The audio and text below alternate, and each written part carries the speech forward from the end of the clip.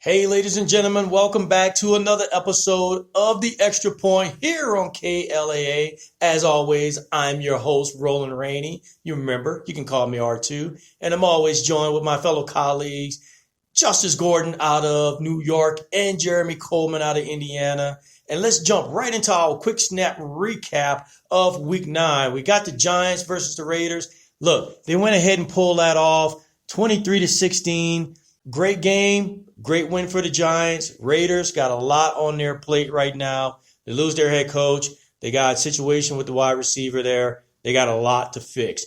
Then we have the Patriots versus the Panthers. Big time win for the Patriots, 24-6. There's a lot to unpack here with the Patriots. And the reason why I say that is because the Patriots are slowly and quietly building a nice win streak with a rookie quarterback in Mac Jones. So, what do we have here? Do we have a team that potentially can sneak up and make it into the playoffs? Or do we have basically a series of flukes that are actually happening out there? Let's swing it out to Justice out in New York. Justice, what are you thinking? Yeah, I absolutely think the Patriots can make it into the playoffs. I mean, Bill Belichick, he runs that defense so well. He provides game plans and takes away the opposing team's best weapon, as good as anyone in the league. And I think that, that system for Mac Jones is so quarterback friendly with the short intermediate passing, the quick releases and everything like that. It fits Mac Jones. He's shown to be accurate. So this Patriots team could be dangerous. I think their defense will carry them. But if Mac Jones keeps playing well, they could potentially, get a big win come Wild Card weekend and, maybe even the divisional round too. You agree with that, Jeremy? Well, I do, and a big reason is because the AFC is so wide open. The teams that we thought were going to be big-time players this year, Buffalo Bills, Kansas City Chiefs, they faltered. I mean, if the playoffs started today, the Chiefs wouldn't even be in it. That's true. Then the AFC North has 4 teams that are trying to vie for, a division winner there. There's a lot of teams in the AFC that can surprise. Patriots have a great game plan. They are relying on a great ground game with their stable of running backs. Mac Jones is doing exactly what they are asking him to do, and then they're playing great defense. Like Justice said, their game plan is always take away the opponent's best option and make them beat you with someone other than that. And that's what they're doing. Once again, I think the Patriots, they are a team to keep an eye on. Hey, then we have the Jags versus the Bills. Look, a major significant upset there. The Jags pulled that one off 9-6. I think the Bills need to go back to the drawing board, really look at that game, and not just that game, but look at the previous game, because right now there are some things that are becoming disjointed offensively, and they need to get that machine back on the same page. Then we have America's team take on the Denver Broncos. And the Broncos go into the Cowboys' backyard and beat them 30-16. Words cannot even describe how in the world a talented team like the Cowboys can lose to the Broncos. Not just lose to the Broncos in the fashion that they did, but also to a ailing offensive setup there. Look, Teddy Bridgewater is not of sound health right now. He's still ailing. They got Patrick, who's actually putting up big-time numbers on their defense in this particular game. When I look at the Cowboys, if you want to be a Super Bowl contender, you cannot lose games like this. Maybe Dak should have been rested another week. Look, Cooper Rush did a phenomenal job the previous game, did extremely well. Maybe you rest Dak another week, let Cooper go in. You have Dak dress out just in case Cooper does not, have a good game. But I think there's just too much there to start to unpack with the Cowboys because they have this tendency to go on these long win streaks and then they start losing. What's your guys' take on that game? Well, I also want to give credit to the Denver Broncos. I don't think anyone really gave them much of a chance. These guys are professional athletes, too. They get paid to come play the game. And I think the big story about Von Miller getting traded over the Rams and just that whole offseason and how that season has gone, has been a huge distraction. They said, no, we're going to come out here. We're going to play our best ball. Their balanced offensive attack gave Dallas's defense fits. They couldn't key in on the run. They couldn't key in on the pass. I think Melvin Gordon and Javonte Williams combined for almost 130 yards on the ground. I mean, they were unpredictable. I think that's a big part of it. Dallas has been lucky enough to play with some leads in some of these games where they can focus on taking away the run or defending against the pass.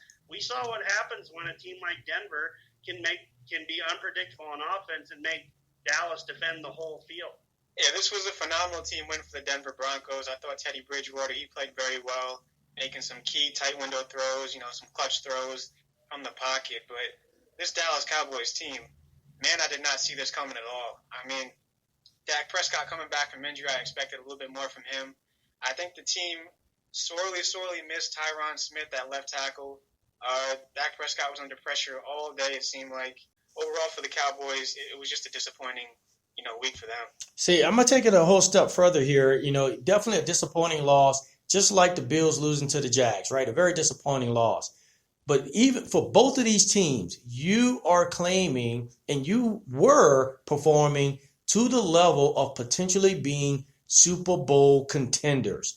And you lose to teams that are not even cracking 500.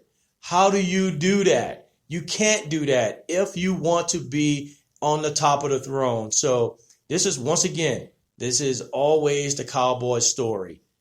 Go in, play games close, try to get wins.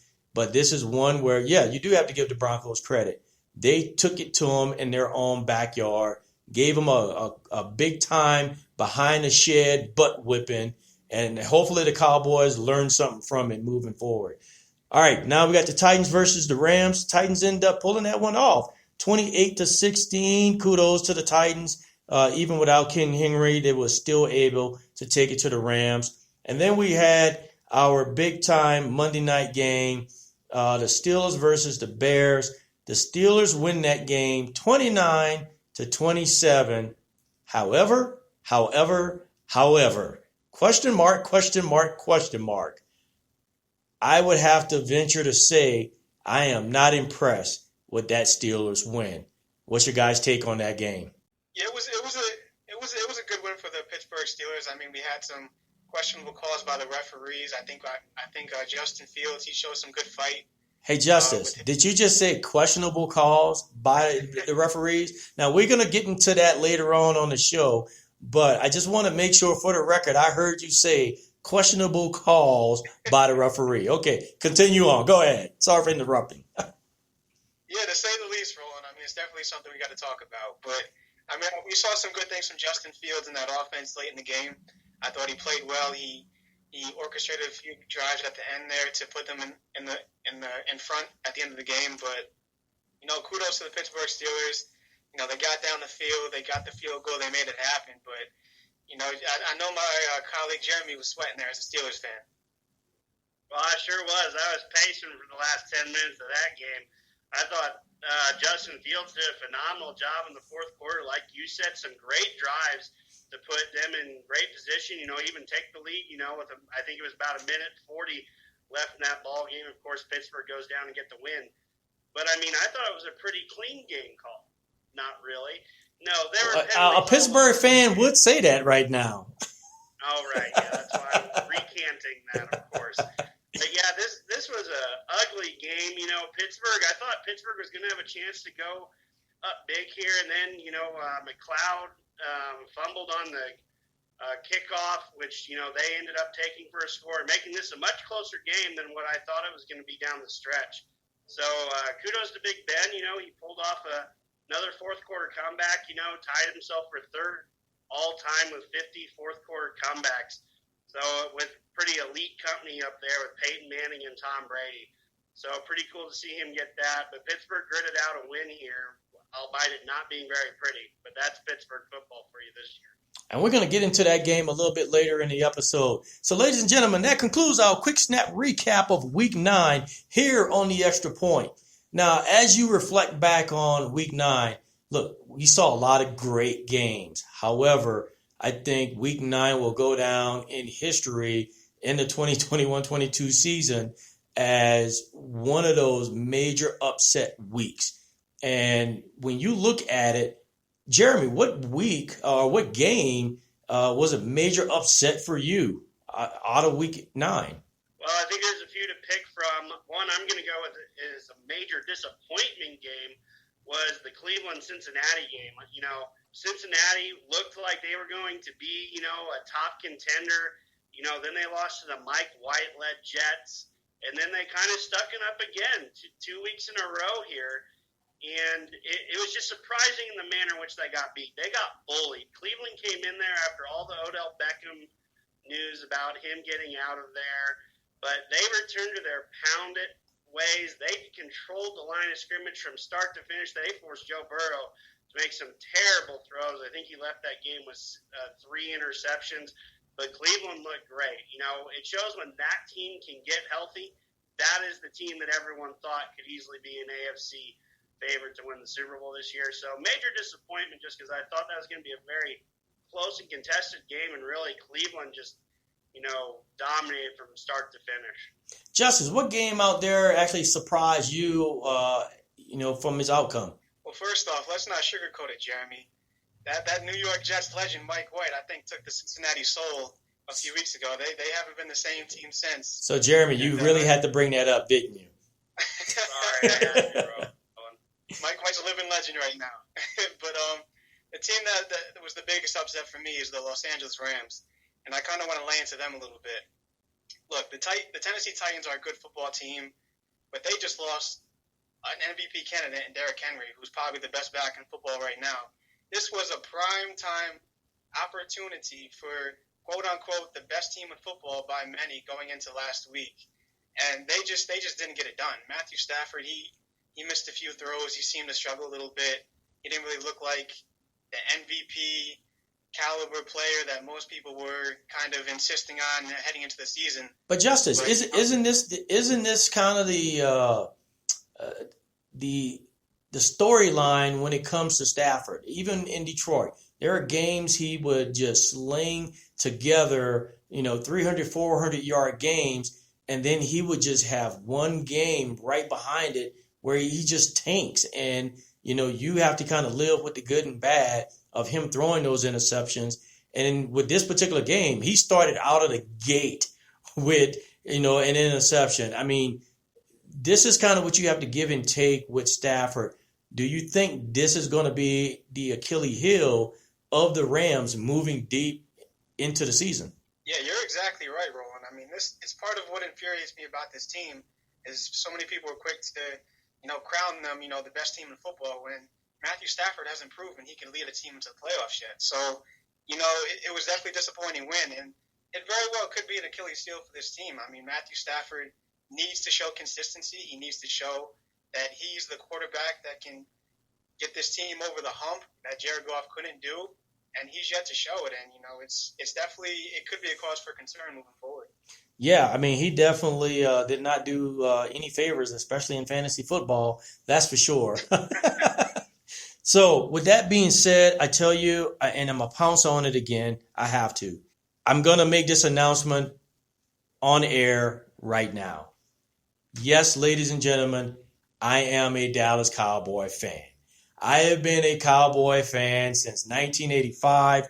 I'm talking all the way back to the Randy White era, Tony Dorsett, Too Tall Jones, Big Cat Ernie Ladd. I'm talking about some true bona fide Cowboy history here. Yes, that's what I am. And yes, we had 3 years under Jimmy Johnson where life was golden for us. But our issue continues to be inconsistency, even with exceptional talent. When you look at the Cowboys roster, it's almost like comparing it to the Chicago Bulls of the 90s. I mean, you got a star-studded roster at the quarterback position, at the running back position, across the wide receivers. You got a defensive back who is averaging an interception per game. With that being said, these guys have exceptional talent. They went out there, got a first round. they got a pick in Michael Parsons that is literally the jackpot. He's a lottery ticket, defensive player. But yet they cannot blow teams away. You cannot continue to play inconsistent football. And I'm going to poke at a bunch of different things here. For example, oftentimes when you have isolation with Amari Cooper, you have to take that opportunity to get him the ball. Let him go fight for it. Too often, Dak does not even look his way when he has isolation. When Dak does his 5 to 7 drop, once again, even though he warms up very well and twists his hips and gets very loose, he is not firing the ball off that back foot the way and stepping into those throws, especially on those type of drops. But once again, I understand in this game, their left tackle, the big boy, the big guy, we understand that he was not there. Smith was not there. We get it. The problem is they don't know how to adjust when they are under fire. And that is not going to prove well for them as they go deep into the season. And if they do make the playoffs, they have to become a team that knows how to make adjustments. And this is one I tell you guys, I'm really pouncing on them because this is the theme of the Cowboys over the last 10, 15 seasons. They don't know how to effectively make adjustments to take it to their opponents. I don't know. You guys got any thoughts on that game? Well, I mean, I think defensively, they did get exposed in the ground game. The Broncos were able to run the ball in multiple instances. I mentioned it earlier, those two backs ran for well over 100 yards. And when you do that, you force defenses into that unpredictability of whether there's going to be a play action pass, that type of stuff. So there's no perfect team in the NFL. There's not. We can go over all 32 rosters. Every single team has a weakness somewhere. I think for Dallas, it's just that they've got to continue to find ways to win and show up with that lunch pail mentality. I think going into this game, they thought that they were going to walk in and win this game. I'm not sure if they were there mentally this game. That's where I think the big thing is going forward. They need to stay sharp. They need to realize they're the hunted again. They've been hunting for a while. They are now the hunted again. They are a top seed in the NFC despite, this past game still. Yeah, Jeremy hit it right on the head. I mean, this is going to go down as a classic trap game for the Dallas Cowboys. I mean, I think they got caught up in the Von Miller trade midweek last week, and they kind of thought they could walk in, get a win, and on to the next one for them. But that wasn't the case. The Denver Broncos showed up. They were down players. I think Patrick Surtain, he went down in the first quarter. They were down their top cornerback, and they still couldn't move the ball. And they just didn't show up, and they didn't show up mentally. Jeremy completely hit it on the head, and they're going to need to get it together because this was a team. I didn't get to hit on it last week, but this was a team I thought was the best in football last week from what they were showing me. But after seeing this performance, I think they have some work to do. I think the defense has some work to do still, even though they've had some good things going on earlier in the year. But they need to get it together mentally and stay focused on the goal. Yeah, without a doubt there. So once again, there's some major upsets in Week 9. I think that week is definitely going to go down in history on some teams that definitely are on the pace, on the path towards the Lombardi Trophy, but definitely got caught up in some trap games or got caught up in not game planning effectively. Now, speaking of game planning and being effective on the field, I have to bring this up, ladies and gentlemen, because this has become an issue. Not only has it become an issue for the last several years, now it has reared its ugly head and it is becoming impactful to outcomes of games, and that is officiating. We just saw the Steelers win against the Bears, and I would make the argument that if that call and that flag is not thrown on Marsh, that the Bears potentially may have been in a game-winning drive scenario or at a bare minimum in a game-winning field goal with good field position if that call does not happen. The cameras clearly showed the guy did not jaw jack. He did not smack talk. It clearly showed that. But the referee decided, because this guy was staring at the bench of the Steelers, the flag was warranted. And it was a weird showing too. If you go back and look at what exactly happened, the referee looking at the guy and backing up and bumping into him, there's a whole lot to unpack there. But throughout that game, you even had the commentators in the booth commenting on their frustration with the number of flags and the inconsistency with the play calling. This is a great example of how officiating, look, officials are a part of the game. We all know that. They are an intricate part of the game. However, have they been allowed too much authority in the sense that now they are determining the outcomes of games by throwing erroneous flags on the field? Yeah, I mean, I think most fans across the NFL in America are always looking for those types of penalties on game-finishing drives now. It's more of a fact of when we're going to see one, whether it's pass interference, taunting is this late example in this past game, but we're almost expecting penalties on game-winning drives anymore. It's just become part of the game. I think a big part of it is we have to just let these guys go play the game. I think that's the biggest thing. We've tried to legislate so much into, we're going to call it this way. Taunting has been a huge focus on the NFL this year. They want to start eliminating that from the game. But, in past years, it's been pass interference. There's always been emphasis on points where they can officiate better. And I feel like the more you try to tighten your grip, the more actually gets let through. The expression is you always want to just go play the game. You hear it in basketball all the time where, there's a close game and it's foul every trip down the court. The NFL is becoming exactly like that. Penalty every time you go down the field. Yeah, I completely agree. This has been a problem for a few years now. I think the NFL, they really tend to do this where they change up a certain rule to kind of create a conversation piece or this and that every year. And it makes no sense to me. And we're talking about quote-unquote taunting when a few years ago, the NFL green-lighted touchdown celebrations where you had these guys playing hide-and-seek and, pretending to be wrestlers and this and that. Exactly. And all of a sudden, they can't celebrate after a big play. It just makes no sense to me. So, we saw it last year with the roughing the passer and, all that, and it's still going on today. But this is just the newest example of, the NFL trying to change something up. And I just flat out don't agree with it, and I think it's unnecessary to me. Look, I understand what the NFL is trying to do. I really do. From a taunting aspect, for a fan, the fan experience, they want a clean game to where it does not discredit the shield. We get it. I think everyone understands that. However, it is the game of football. It is on the gridiron. It is a game of violence. And yes, and we can stem all the way back. Ladies and gentlemen, for a lot of you who have tracked with the Extra Point, Jeremy, Justice, and myself, last season we had Merrill Hodge, a former NFL analyst, on our show.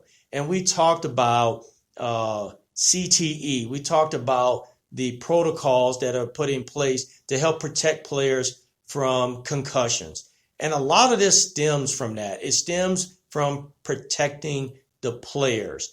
However, protecting the players has now morphed into, well, how do we manage the game from a customs and courtesies perspective, from a decorum perspective on how to carry yourself as a professional on a football field.